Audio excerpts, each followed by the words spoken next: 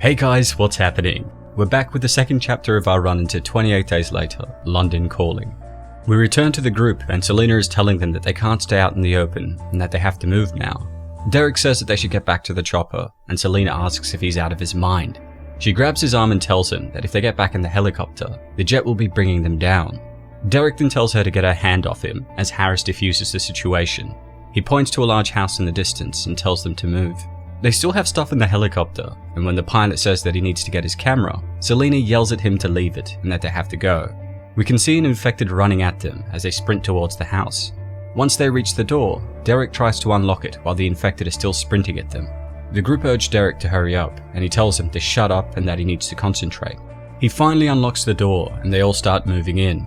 As the zombie is just about to reach the pilot, we see Selena tackle him into the house and Derek slam it shut behind them. Randall is laughing as he says that was close. He goes on to say that he hadn't had that much fun in ages, but stops after seeing Selena's face. Harris informs him that the supply boat will be in Sunburg first thing in the morning, and that they need to get on down the road now. Selena says no, as it'll be dark soon. She tells him that they don't travel unless they have to.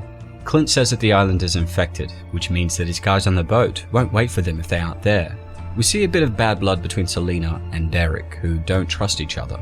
Harris orders them to stop fighting and sends them out to hotwire a car together. Derek tries to put up a fight, but is told to stop arguing and get on with it. They decide on the van as it'll be able to fit them all. We then see Harris and Derek planning their route to the vehicle. Derek says that he will head to the tree and use the embankment for cover, as Harris advises him to watch for sightlines. Selena then jumps in and informs them that they aren't dealing with soldiers. These guys are infected and will not be hiding from them. She explains that they will not be hiding from gunfire, but the infected themselves. She then tells Derek to join her before ordering the rest of the group to find some sort of weapon and to be ready. She tells Acorn to lock the door behind them and asks Derek to stay on her. He tells her not to get him killed as he will make sure his ghost haunts her, and Selena informs him that it wouldn't be the first. They make a break for the van. Selena spots one of the infected coming up to them and tells Derek to go. Derek asks her not to let them get him as we see him trying to hotwire the van. Selena tells him to shut up and hurry as she slices the head of the infected. She informs him that more are coming just as he gets the van started. Derek then gets in and drives away, leaving Selena to deal with the infected. Selena yells out after him as the red-eyed infected close in on her. We return to the house where Harris tells Acorn, who's standing guard at the door, to let them know when they arrive. We then see the pilot break a chair to use its leg as a weapon, while Hirsch and Trina head off in search of other weapons. Hirsch says that there must be a gun hidden away in an office, and Trina tells him that she's fine with a good stick, and that they shouldn't wander too far. There's a faint noise coming from the darkened rooms that grabs the attention of Hirsch. He starts to venture into the dark, and Trina asks what he's doing.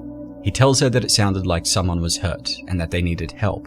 Trina says no, but he persists, saying that it was his job to. They arrive at the foot of a door to a pitch-black room. Hirsch asks if she has a flashlight. Trina tries to explain that this is a bad idea. Hirsch then asks if the person inside is okay as he moves in. Unfortunately, there is no floor below them and we see him fall. Trina calls out to him and he tells her that he thinks he's found the service elevator and was lucky to have landed on something soft.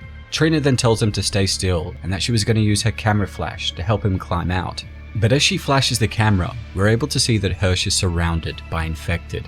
She calls out his name as he extends his hand, but as she pulls him up, one of the infected grabs his shoe. The two run off as Hirsch says that they're climbing out of there. We return to Selena, who is fighting the infected. She kicks one of them as she hits the other in the neck with a machete. Selena then falls back and loses her grip on the weapon as an infected closes in on her. We then see Derek slam into him with the van. As Selena gets in, he explains that he was trying to draw them away from her. She is furious and tells him that it didn't work. But Derek insists that she get in the car and complain later as more infected run towards the van. He then says that they were going to do this the easy way, before reversing the van. We get back to the house to find Hirsch and Trina sprinting into the living room. They run into Harris and tell him that they're infected in the building and that they need to go. The pilot asks why they're running, and Harris says that they don't have time to explain as he yells out to Acorn. Acorn then stops him and says that they need to wait and didn't have time to argue.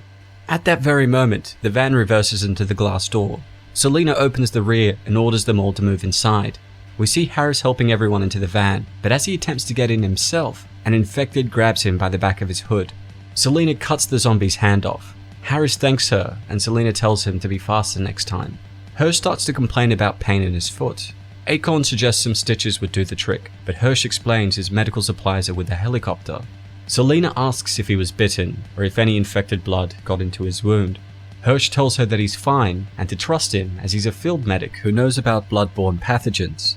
Derek then yells at the pilot to come to the front and help him navigate. Harris asks Selena if Derek gave her any trouble, and she says, "You could say that." Clint tells her not to take it personally, as he can be pretty gruff, but assures her that he's a good guy, the kind that you want on your side when things get rough. It's here that he begins to explain that Derek was embedded with a rookie journalist that got him and his crew separated. By the time the unit caught up to them, they'd all been executed, and Derek was the sole survivor. He then tells her that she isn't the only one with trust issues. They finally arrive at the docks. They notice it's empty, but point out that the last place also looked empty. Their plan is to go inside and make sure the place is clear before hunkering down for the night. As they go inside, they notice the previous occupants had left in a hurry. They also find a room with a view of the docks to spot when their ship arrives. Harris then tells them to put some furniture against the doors, while Trina looks for candles. The pilot finds a deck of cards behind the bar and suggests that they have a game. He sits at the table and tells them all to offer up their items for the poker game. Derek and Selena are behind the bar, and Derek uses this opportunity to tell her that he didn't leave her. He says that he was honestly trying to help her. Selena asks if he really cares if she believed him, and he tells her that he does. He goes on to say that he may be an ass, but he'll be damned if anyone ever thinks that he's the kind of guy to leave anyone behind. He apologizes for scaring her as they're both down a drink. The group tells Selena to join them. Randall asks what she's looking for, and she tells him she needs grain alcohol to make a Molotov cocktail. We see that Selena has put her homemade firebomb into the pot, along with Trina's camera and Randall's aviators. Trina asks where Hirsch had gone off to, and Harris says that he's looking for a pair of shoes, as Derek raises the bet with his lucky compass. Derek tells Selena it's her turn, and that she had a pretty pair of earrings. Randall then jokes that they would look really pretty on Derek. Selena then slams her machete down, and tells them that she's all in.